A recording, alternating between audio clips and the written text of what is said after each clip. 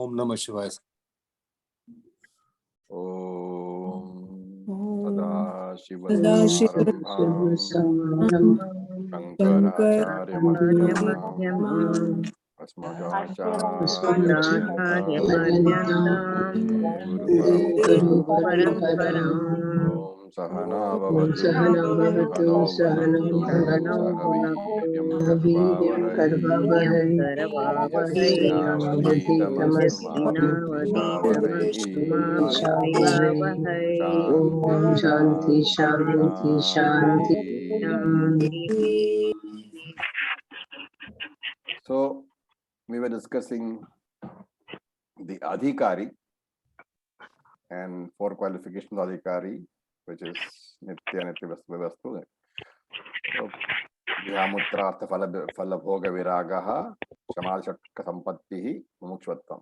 These 4 are supposed to be discussed. We have discussed Nitya, Anistya, Vastu Vivekaha, and now we have to discuss Viraga. Iha Mutrartha Phala Bhoga Viragaha, as the Tattvaboda says, that we have to discuss.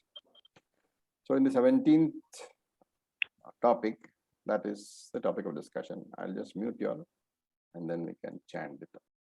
Sorry, I just unmuted you all. So please start to chant. Ehi Kanam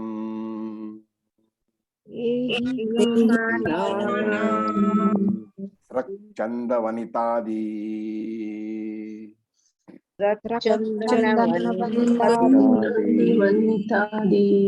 Vishaya Bhoganam Karma Janyataya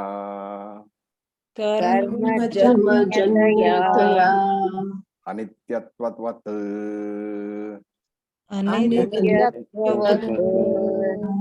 Amushim Kanam Api Amritadi Vishaya Bhoganam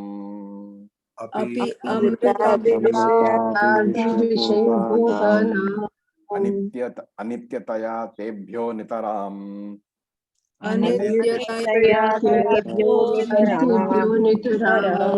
Viratihi Iha Mutrartha Phala Bhoga Viragaha.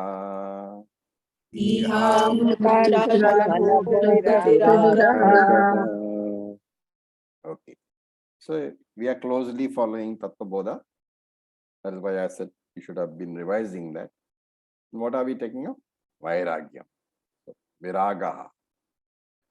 What is Vairagyam? Not being excessively involved with any object or any person. So any anatma, we should not be excessively focused on that.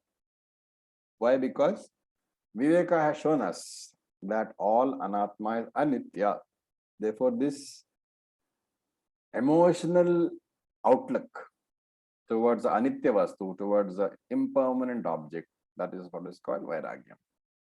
And to start with, Sadananda gives a list of impermanent things, of anitya vastu. So, Ehikanam. Ehikanam is objects or people belonging to this loka. Ehikanam, objects, people belonging to this loka. And Srak, Chandana, Vanitadi. Srak is a mala. You know that Japamala we use. And we use it for security. So Srak is a mala which represents all the objects and all the people whom we rely upon for security. So Srak is Upalakshanam for anything which is a crutch for us for our own security. Then next one is Chandana. So you have to, they're all you know, those compound words. So you have to carefully break them apart. Srak, Chandana, Vanita, Adi. Chandana is sandalwood paste. And here Chandanam represents all sort of aids for beauty. You know, anything you can put, lipstick or powder, anything is represented. Anything which is used to make yourself look better, that is represented by Chandanam. Then Vanita. So before we come to Vanita, let's take the compound word Srak Chandana. Srak Chandana represents all sense objects. Okay, because it can be anything which you rely upon for your security or your beauty. So all sense objects, animate as well as all inanimate sense objects. Srak Chandana is basically representing everything which is inert, all anatma sense objects. Then Vanita Adi. So Vanita is wife, and wife represents all the relationships in this world, and therefore this is the example for all Chetana Vastu, all conscious things, animate objects, and therefore Srak Chandana Vanita Adi represents all the Chetana and Achetana objects, all the inert as well as the conscious objects, live objects that we use as emotional crutches. And broadly, this can be classified under one word only, Vishaya. Any object which I have a dependence towards in Shastra is called Vishaya. So there is another word called Padhartha. So remember that there is a difference between Padhartha and Vishaya. Padhartha is simply, as the word itself implies, Padhartha. The meaning of a word, the object denoted by a word is Padhartha. So if you say glass, the pada, the word is glass. Artha, the object denoted by that word is the physical glass. Okay. Now, what is the difference between Padhartha and Vishaya? Padhartha has no emotional dependence, no emotional view attached to it. For example, when a stranger on the street has a new car, that is a Padhartha. It has no emotional dependence for me. But when I buy a new car, that is a Vishaya. The object being the same, the difference between Padhartha and Vishaya is the emotional content attached to it. And therefore he says Vishaya Bhogana. All these sense pleasures are Vishayas obtained through sense objects. What are they? Anityataya. We are temporary, we are impermanent. And why so? Karma Janyataya, because they are born from karma. All karma is born in time. All karma ends in time. Therefore, anything which begins in time and ends in time will also be temporary. And therefore, karma janyataya, because anything born from karma is going to be impermanent. And therefore, all these Vishaya Bhoganam, all the sense pleasures obtained through the sense objects, they are anityataya, they are temporary, they are permanent. So we are talking about objects in this world, right? In this current world where we are living. So the question might come up, what about objects in other worlds? Are they not better? So he says, Anitya Tvavat. By inference, they are also Anitya. And he gives examples. Amushim Kanam Api Amritadi Vishaya Bhoganam Anityaya. So Amushim is the other world. So here it is heaven, Swarga. Swarga Api. Swarga is also impermanent. And Amritadi, desire for immortality. He's talking about Vishayas, Vishaya Bhoganam. Vishaya Bhoga is sense pleasures. So relative immortality, we're talking about over here. Amritadi, Vishaya Bhoganam, Anityataya. They are also impermanent. Remember here, Amritadi has to be understood as relative immortality, because Moksha ultimately is permanent immortality. What is relative immortality? We have talked about this before. Whenever we say Amritam, immortal or eternal, there are always two meanings to be taken. One is relative immortality and one is absolute immortality. Absolute immortality comes from Moksha, of course. What about relative immortality? What does that mean? When we say that Brahmaji, when we consider Brahmaji as a living longer, much longer, that's his relative immortality. Yeah. So your life in, say, Swarga. That is why he says Amushikam. Life in Swarga, life in heaven.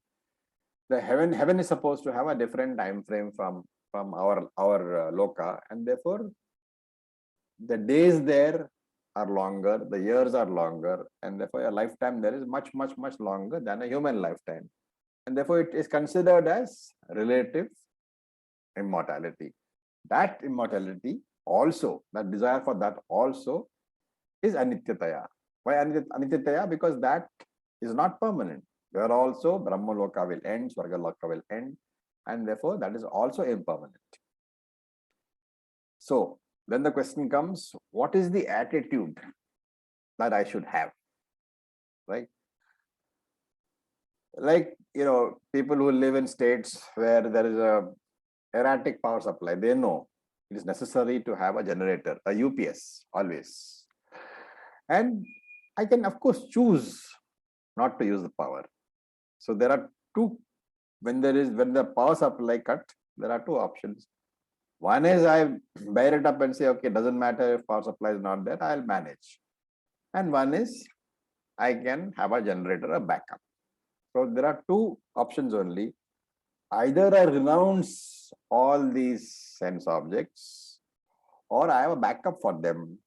My dependence, therefore, should not be total. So tebhyo, the dependence on them, nitaram viratihi, detachment.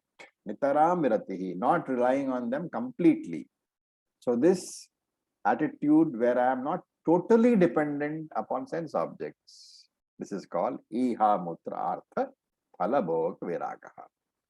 So very exhaustive definition of vairagyam.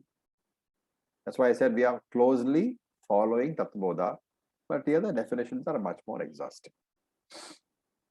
Then he comes to Samadhi Shat Sampatti. So that will be topic number 18. We will read. Shamadhayastu. Samadhyastu. Shamadama uparati titiksha. Shamadama uparatiti Samadhana shraddhayakyaha. Samadhana shraddhaya. So astu Samadhi. What is Samadhi? Which we know as Shatka Sampattihi. So he gives the individual names, and therefore he says Akhyaha. They are called, they are named. Akhyaha you will find attached to the last word, Shraddhakhyaha. Akhyaha means these are the names, or this is what they are called. And he gives all the names individually. So he says Shamaha, Damaha, Uparati, Titiksha, Samadhanam. These are the 6 components of Shatka Sampatti. Now, from next topic onwards, he is going to take up the definition or a explanation of each of these topics in detail. So, topic number 19, we will read. Shamastavat. Shamastavat. Shravanadi Vyatirikta. Shravanadi Vyatirikta. Vishayabhyo Manaso Nigraha. Vishayabhyo Manaso Nigraha. So Shamaha Tavat. Tavat means to begin with. So to begin with, Shamaha. We'll take up Shamaha. Now you can see here the definition is completely different, much more elaborate. So what is Shamaha? He says Manasa Nigraha. Last 2 words, control of the mind. So far, we are parallel to Tattvabodha, right? Manasa Nigraha is Shama only. But he adds over here, control of the mind or directing the thoughts, Shravanadi Vyatirikta Vishayabhyaha, should be controlled from entertaining any thoughts Vyatirikta Vishayabhyaha, any thoughts which are on any object, Vishaya, Vyatirikta, different from Shravanam Adi. So basically, he says Shamaha is ensuring that the mind is restrained from having any thoughts not connected with Shravana Adi. Shravana Adi means Shravanam, Mananam. And therefore, mind should be directed to only entertain Vedantic thoughts. Any focus of your mind away from Vedantic thoughts is not Shama. Shama is as long as you focus your mind on any Vedantic thoughts, that is Shama. So Shravana Adi has to be taken as Shravanam, Mananam, can also mean Nididhyasa. Therefore, Shama, according to Sadananda, is having thoughts. It's fine in your mind, but it should be focused only around Shravanam, etc. And in 16th chapter of Bhagavad Gita, if you remember, Krishna talks about all the virtues, a number of virtues which are conducive for Shravana. Therefore, I should be intensely focused on all these virtues. I have to practice all these virtues, which means my thought quality is of paramount importance to me.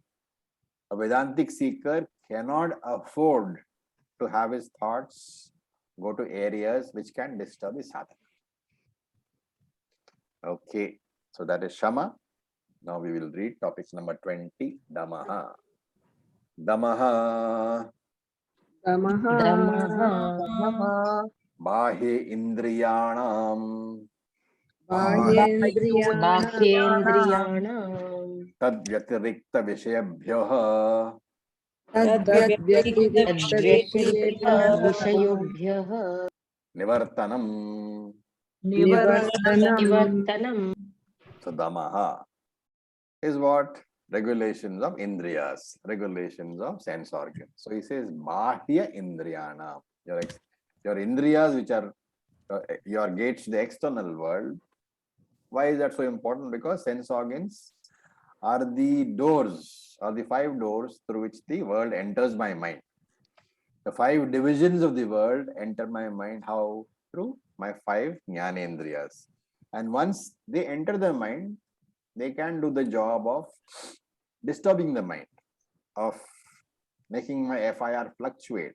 They can generate raga, they can generate dvesha, they can generate kama, they can generate krodha, lobha, moha, mada, matsaryam.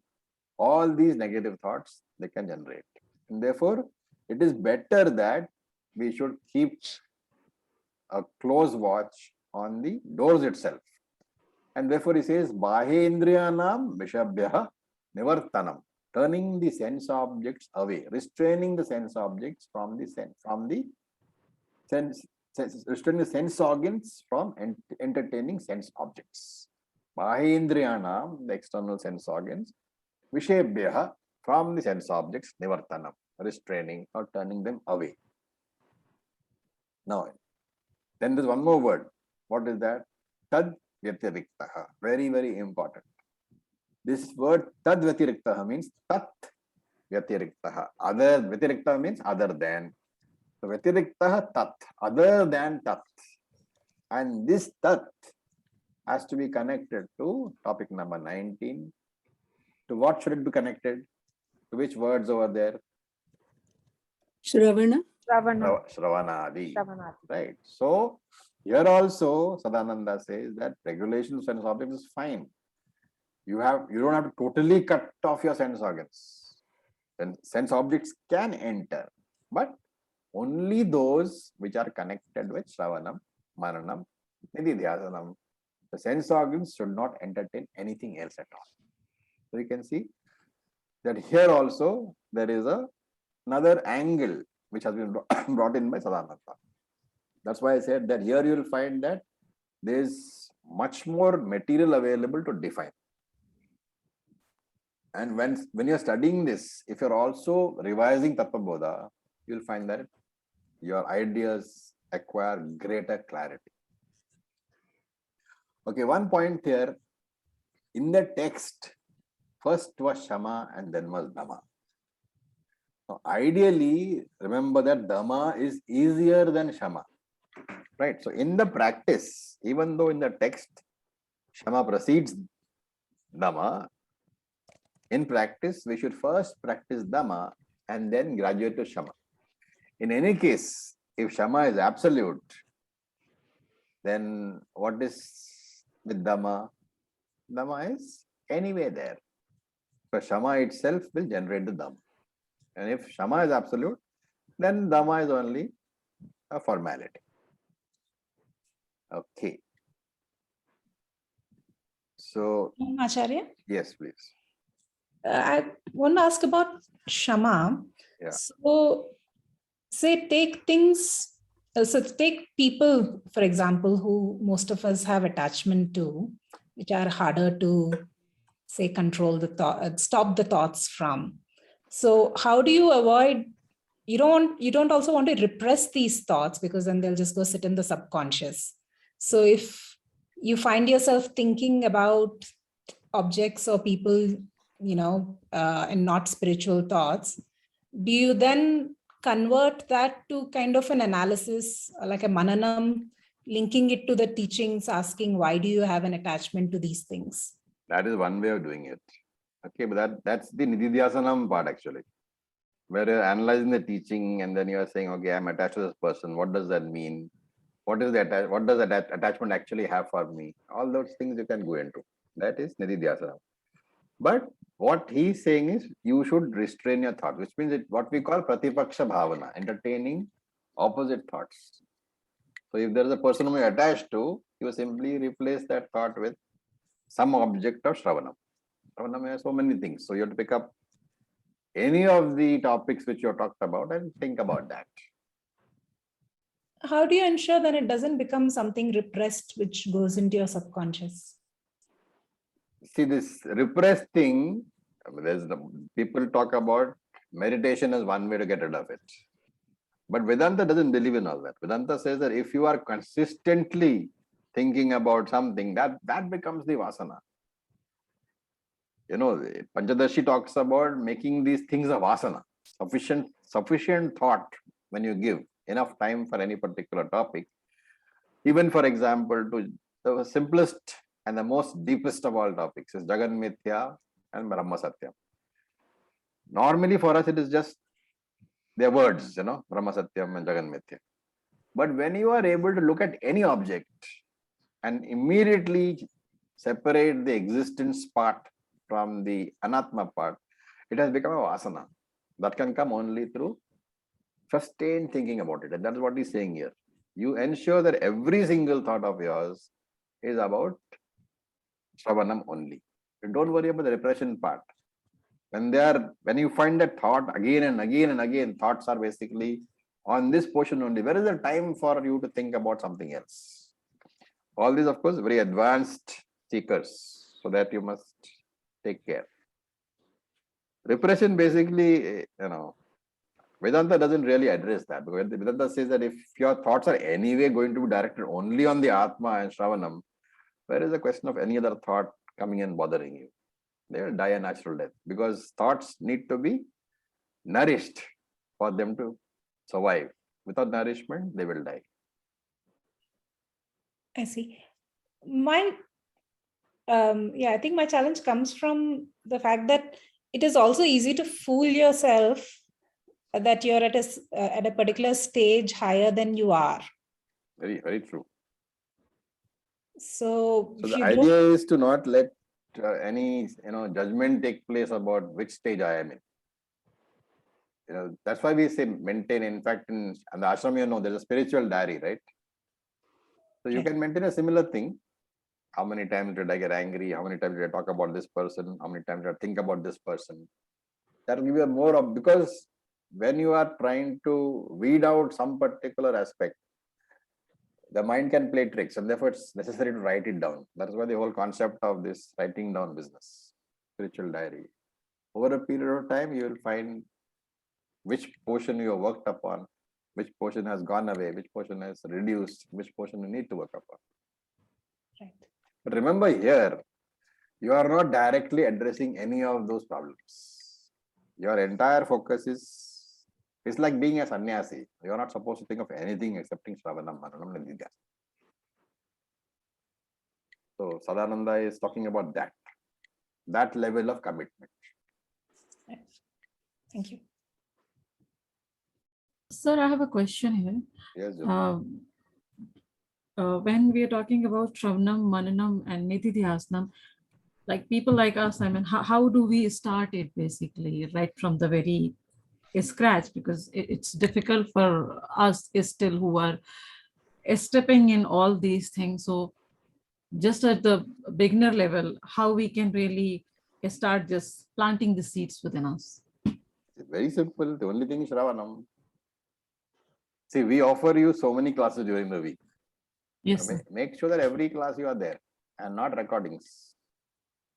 So there's a discipline involved that yes, on 7 o'clock on Fridays I will be here, and on Saturday morning 6:30 or 9 o'clock or 8 o'clock, whatever time the classes are, I will be there.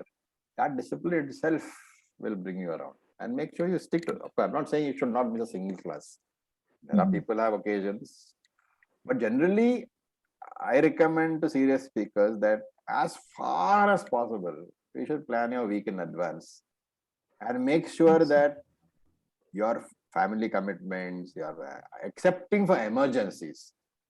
Even a travel should be built around the class, and class should not be built around travel. I do that. Like even when I travel to ashram work, I ensure that I reach the ashram on a Friday so that I don't miss the classes. Yes, sir. Missing my classes is very, very rare for me because I make it a priority. Mhm. That is what is expected from each of you. I see too many, messages in the group. I've got a personal meeting. I've got this. I've got that. I've got some. That is not acceptable. You are not a serious seeker. If you are a serious seeker, your entire life has to be built around the classes. I think And then that's very everything else is true, sir, okay, yeah. excepting for emergencies. I'm not saying emergency cannot be there. Somebody falls sick, somebody falls down, emergency will be there. But plan your life or plan all your activities around the classes, not drop the classes and say, I will see the recording. The recording is okay. Yes, sir. That is why in the old days, there were no recordings. There were no notes also. You had to be for each Yes, and sir. every class. Right, so thank you. Yes, Kush. Sir, like people like us who are in this job where there is no schedule, it's not in your hand, and Then going that's through emergency. recordings initially, Yeah, but initially, as far as possible, I mean, see, if you're actually flying, Kush, it's okay. Right? yes, Nobody can say that you can, be in the air and listen to the class. That's not what you're saying.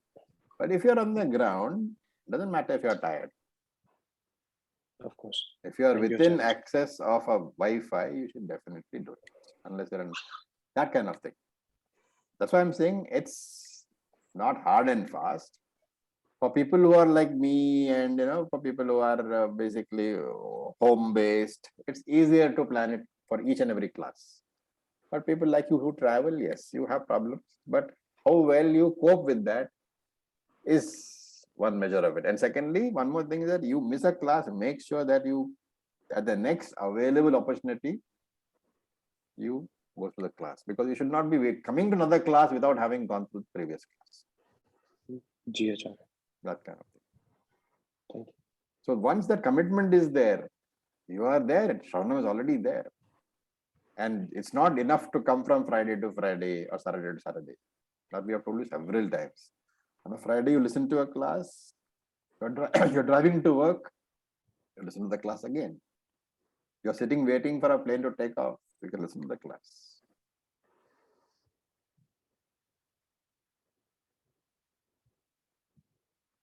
Okay, so we look at topic 21. We will read. Nivartitanam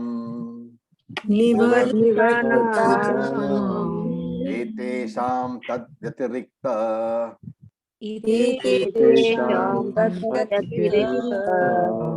vishayabhye uparamanam uparati विषयेभ्य उपरमणम् उपरमति अथवा विहितानां अथवा विहितानां कर्माणां विधिना कर्मणां विधिना परित्यागः. परित्यागः. Okay, so we said that Dhamma and Shama was withdrawing the mind from the sense organs and sense objects. So third one is Uparati, which is defining here. So Dhamma and Shama is the combined effect of Dhamma and Shama is the mind is withdrawn from the sense object. Right? The sense organs and the mind withdrawn from the sense objects. What is the next stage? You should continue this state of withdrawal. It's just not sufficient to withdraw. Normally we say withdraw and remain withdrawn. But Shastra doesn't want to leave that to understanding. So it says Dhamma and Shama is fine. That is the actual withdrawal of the mind and the sense organs from the sense objects. But it is not sufficient to withdraw. That state of withdrawal has to continue. And that is called uparati. Right? It's like the closest example I can give is like giving up smoking. It is not enough to give it up because you can start it again, right? And therefore, it is easy to say, I have given up smoking. But you might start again 2 days later. So you have to be continuously watching yourself to prevent lapsing back into smoking, relapse into smoking. That is the second part of giving up smoking. One is to give it up, which is the most difficult part. And more difficult part is to not even to the urge to smoke again. Similarly, withdrawing the mind and the sense organs from the sense objects is one thing. And uparati is continuing the state of withdrawal. So there are two clear actions over here. One is the withdrawal and one is the maintenance of the withdrawal. Two things. So he says, nivartitanam etesham. These sense objects having been rejected by the sense organs, these sense organs having been withdrawn. Nivartitanam etesham. Etesham is sense organs. Having nivartitanam, having been withdrawn from the sense objects. And how is it withdrawn? Tad vyatirikta vishayabhyaha. The withdrawal again is being qualified here, not total withdrawal from all activities other than tat, other than shravanam and mananam. So from any object not connected to shravanam, mananam, nididhyasanam, these sense organs have been withdrawn. And then uparamanam. So uparamanam is the state of remaining withdrawn. So he says uparamanam uparatihi. This remaining in that withdrawn state, which is uparamanam, that condition is called uparatihi. So maintenance of shama and dhamma is uparati. Shama and dhamma is withdrawal. Maintaining of the shama and dhamma is called uparati. This is one meaning that he gives. And in this particular topic, he also gives one more meaning. So he says athava. Athava means alternatively, another meaning. What is that? Vihitanam karmanam vidhina parityagaha. Vidhina parityagaha. Parityaga is renunciation. Vidhina means according to vidhi, in the prescribed manner. What should you do? Vihitanam karmanam. So vihitanam basically is prescribed karma. Vihitanam karma is prescribed karma. Prescribed by whom? Prescribed by the Veda. And therefore, this karma is Vaidika karma, which is prescribed by Veda. And therefore, who gives up the Vaidika? Because Veda says this karma you have to do. That is why it's Vihitam. It's a Vihita karma, prescribed by the Vedas. You can stop doing that karma only under two conditions. What are they?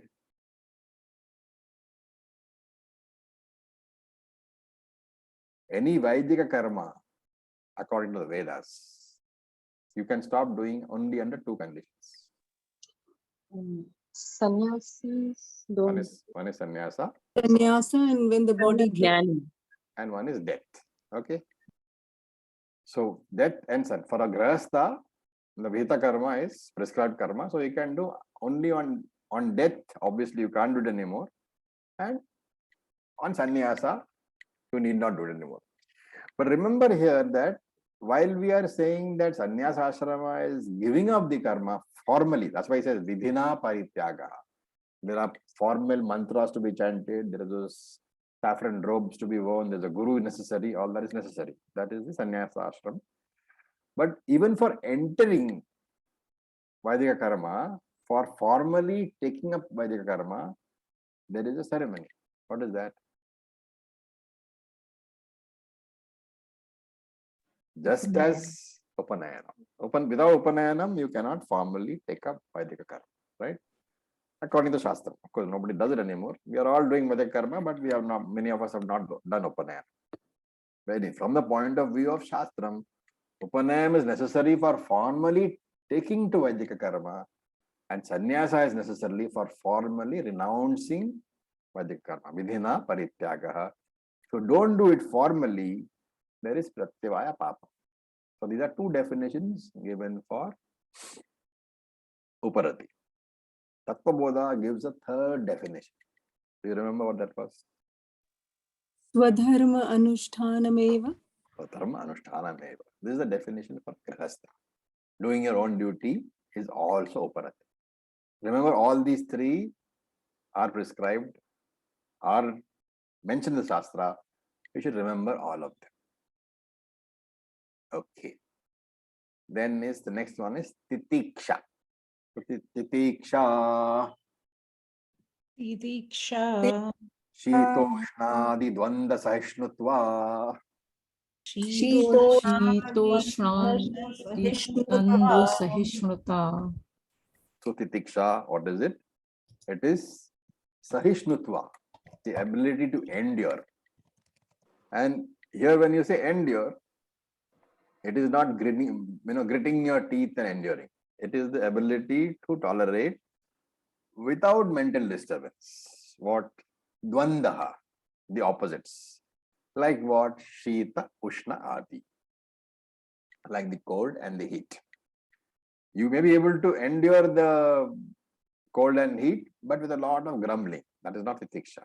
So without mental disturbance, one you can do, that is called titiksha. What are the practical implications of titiksha? Mental disturbance, heat and cold is fine. But what are the practical implications for a sadhaka of having titiksha?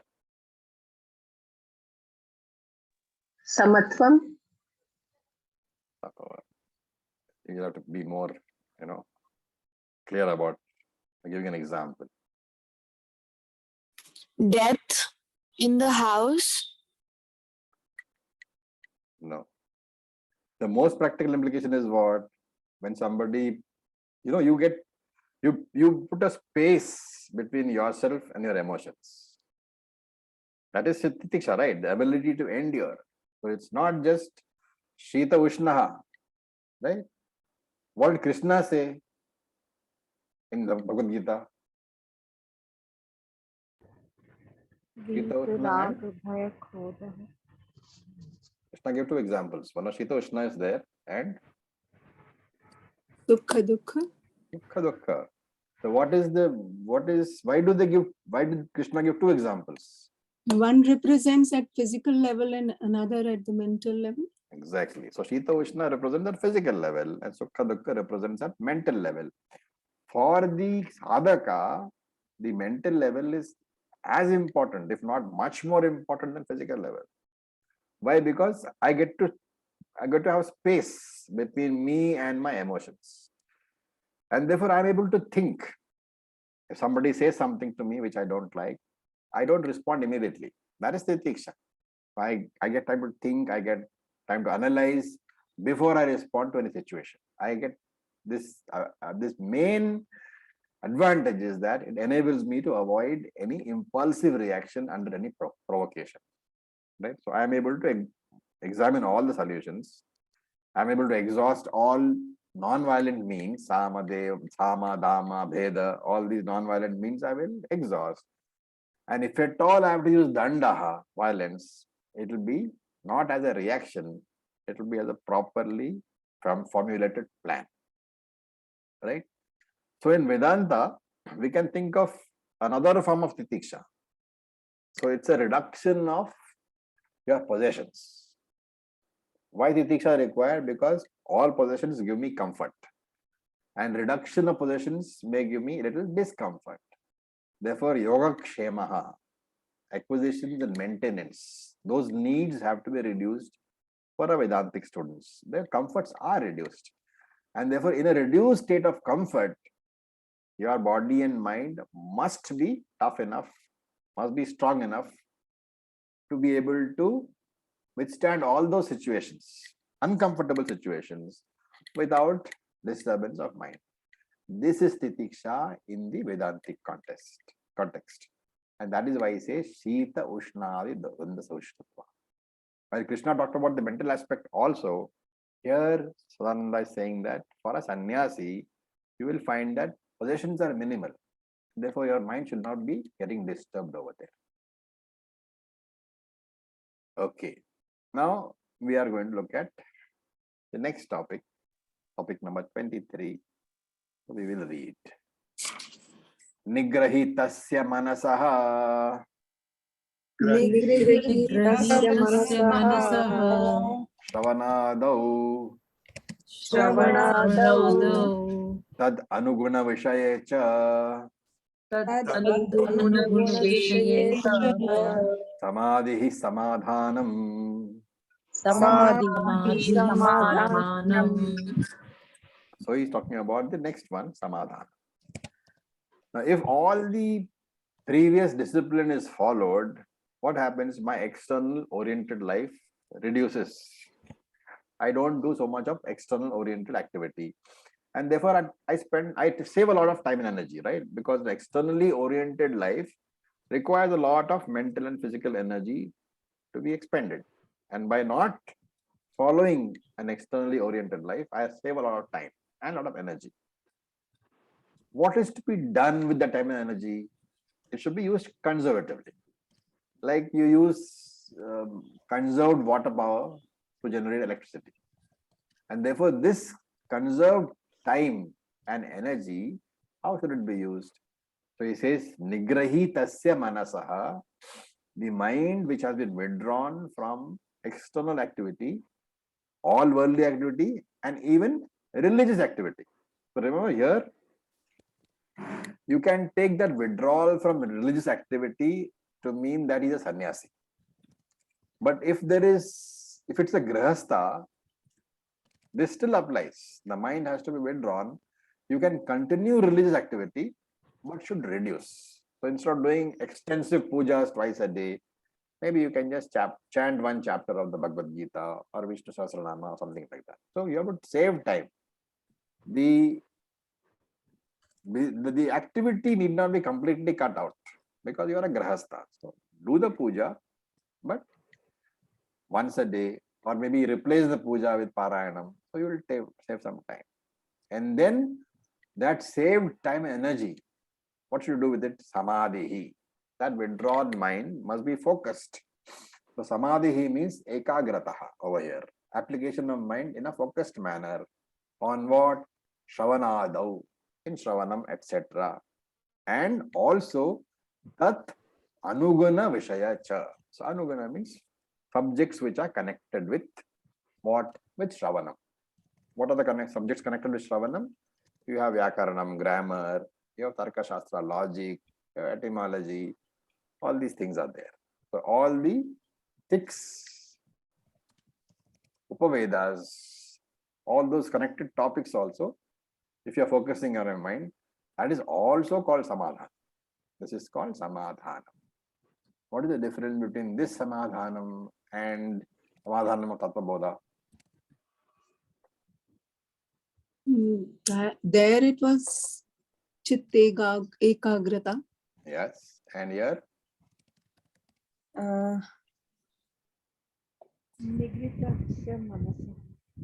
You are still saying chitta ekagrata.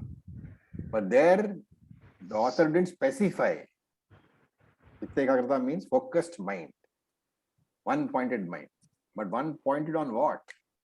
And here he says, he gives that. Shravana. He says Shravana. And connected topics also. This is how we understand VedantaSaara in connection with, in association with Tattva Bodha. You will find that your understanding becomes much more sharp. Now we read topic number 24. Guru Upadishta Guru Upadishta Vedantya Vakyeshu Vishwasaha Shraddha. Vedanta So now he is defining Shraddha. What is Shraddha? Guru Upadishta Vedanta Vakyeshu Vishwasaha. Having faith in Vedanta Vakyam. Vishwasa is faith. Having faith in Vedanta Vakyam, in the words of the Vedanta, Guru Upadishta, as taught by a Guru, as taught by the Acharya, so that you are getting the right interpretations. That is what it means. So in other words, you are treating the Veda as a pramana. What does it mean when I treat something as a pramanam? Whatever that pramanam reveals to me, I don't seek any external validation for that. Like if I am able, if my eyes show me red color, I don't see and I don't go to ask, is this color really red? For one thing, by definition of pramanam, my other pramanams cannot reveal that, right? My other pramanams cannot reveal color to me excepting the eyes. But I don't even go to ask somebody else, is that color really red? Because I trust my eyes. That trust is Vishwasa over here. Whatever the Veda reveals, and that is why as taught by the Guru, as taught by the Guru, whatever the Veda reveals, that you don't need external validation. So you use the same Brahmanam, right? It doesn't mean that if you are not clear, you should give up or you should accept blindly. So if I'm, for example, looking at some object and what I see is not clear, I can see again using the same object, same eyes, the same pramanam has to be seen, has to be used, right? My eyes show me something, shape and color. And if I'm not clear about what I am seeing, I have to use the same pramanam, the eyes. I can make enhancements. I can go closer. I can use a magnifying glass. I can use a microscope. I can use a torch. I can use a telescope. All these things I can do. But I still use the same eye pramana. Therefore, I don't need any other pramana. I may need enhancements, but that is fine. You are still using the same pramana. Similarly, even logic. A lot of people in what is called Neo-Vedanta, they use logic to interpret. For them, logic is primary and pramanam, that is Vedanta Vakyam, is secondary. And that is not what a Vedantic is. For the Vedantic, the Vedanta Vakyam, the words of the scriptures are primary and logic can be used, but only as a supporting tool. While, for example, other darshanas, Nyaya Vaisheshikas, for them logic is primary and for them Vedanta Vakyam is secondary. So here again, logic is only supporting tool. And that is why traditionally Vedanta is called what? Pratyaksha Pramana. They are the primary source of knowledge, like the eyes. Remember that Anumanam, inference, is always a secondary source. Why? Because inference is based on Pratyaksha. And therefore a secondary source can be validated by a primary source. So Anumanam can be validated by Pratyaksham. But the primary source does not or cannot be validated by a secondary source or any other primary source. That is why it is called Pramana. And therefore, from the Vedantic seeker's point of view, whatever I understand through my Guru from Vedanta is valid. It needs no other validation. This is called Vishwasa, the faith, Shraddha. So it's called Pramanya Buddhi. It is the intellect which views the Pramanam, which views with the Vedanta, the Shruti, as Pramanam. That attitude of looking at the Veda as a primary source of knowledge is called Pramanya Buddhi. And that Pramanya Buddhi is what is called Shraddha. Okay. And we look at the last one, Mumukshutvam. So the topic number 25. Mumukshutvam. Mukshutvam. Mokshecha. Mokshecha. So this is the fourth qualification, a desire for moksha. And this desire does not suddenly arise overnight. It comes gradually. First you wonder what you are doing, why you are doing. Slowly you come towards spirituality. You enter spirituality slowly, and slowly you realize what is the ultimate aim of spirituality, ultimate aim of Veda. And then once you understand what moksha is and what are the benefits, then there is a deep desire for moksha. That is called mumukshutva. Moksha ichha. The desire for moksha is called mumukshutva. It comes gradually. In the beginning, it might be at the bottom of the list of desires which I have. But as I go through life, as I, slowly going through all my desires, I understand that no desire is ever going to make me complete. That no desire can ever be actually fulfilled, because every desire is followed by another desire. So when I understand that this state of wanting something can never really go away, then slowly this mumukshutvam, it begins to work its way up my list until very soon it is the highest priority. When it is the highest priority, that is when it is a mumukshu. Such a journey may take your entire life or even several lifetimes. And what is the advantage? Remaining as the number one desire, moksha as the number one desire, begins to destroy all other desires until moksha ichha only remains. So remember that when your moksha ichha is the highest priority, Shastra says that you are a middling mumukshu, madhyamam mumukshu. You are not uttama mumukshu. You are a madhyama mumukshu. And when that, after several years of remaining as number one, when that moksha begins to eat up all the other desires, until finally only moksha ichha remains. This is called tivra mumukshu. So here he is saying you have to become a tivra mumukshu. Ensure that moksha is practically the only desire remaining. And now he says, I have said all these things, but these are all not coming from my brain. They are all contained in the Vedas. So in the next topic, he gives Shruti Pramana. So we will read topic number 26. Evam bhutaha pramatadikari Pramatadikari Shanto dantaha ityadi shrutehe Shanto Dantaha Ityadi Shrutehe Uktancha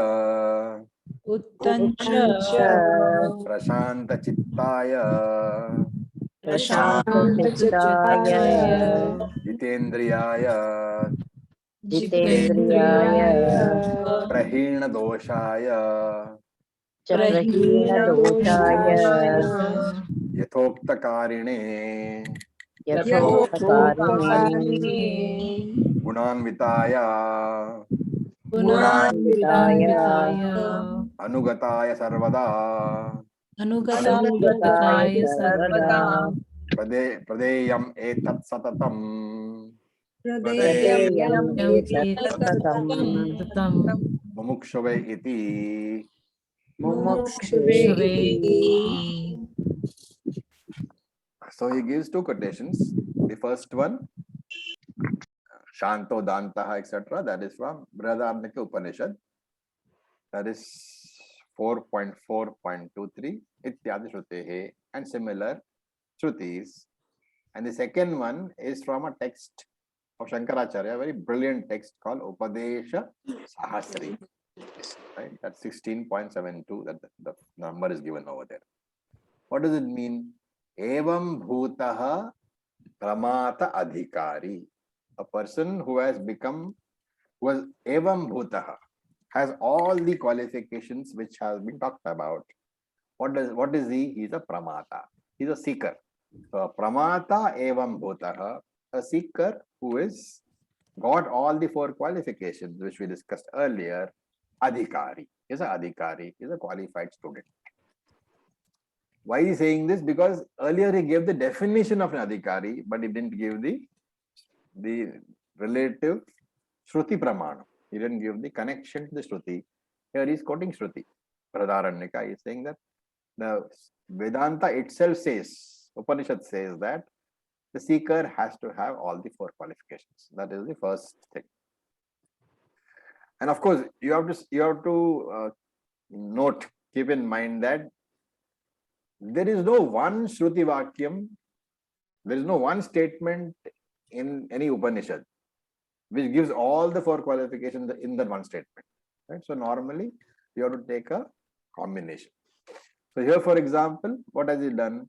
He said 4 qualifications are there. And you can think of very many. Like there's a Mundaka Upanishad, there is a mantra called Pariksha Loka. Okay. That mantra indicates Viveka, Vairagya, Mumukshutva. These are there.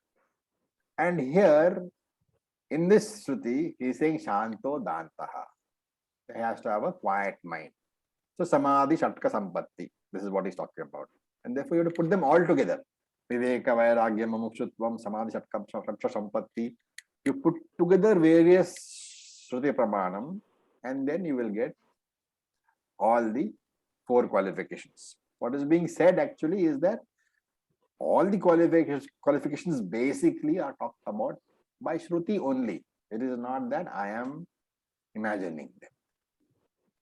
What about, is there any Smriti? So he said Uktancha. Yes, we have Smriti Pramanam also. What do they say? This is from, I told you this is from that Upadesha Sahasri. So he says, Pradeyam etat satatam mumukshve. This Atmajnanam should be constantly given satatam only to mumukshave, only to a committed mumukshu, only to a selected audience. It should be privately taught. And what are the qualifications for this audience? Yathokta karine. This one follows what has been said in the Veda. People who have led a life yathokta, as prescribed in the Shastra, which is what? A Vaidika life. And what is the advantage of the Vaidika life? Doshaya prahinaha. All the impurities have been destroyed. Prahinaha means destruction.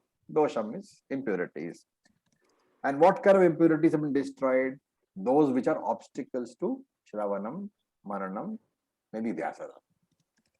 And these impurities can be of 2 types. Drishtaha, Adrishta. Visible, non-visible.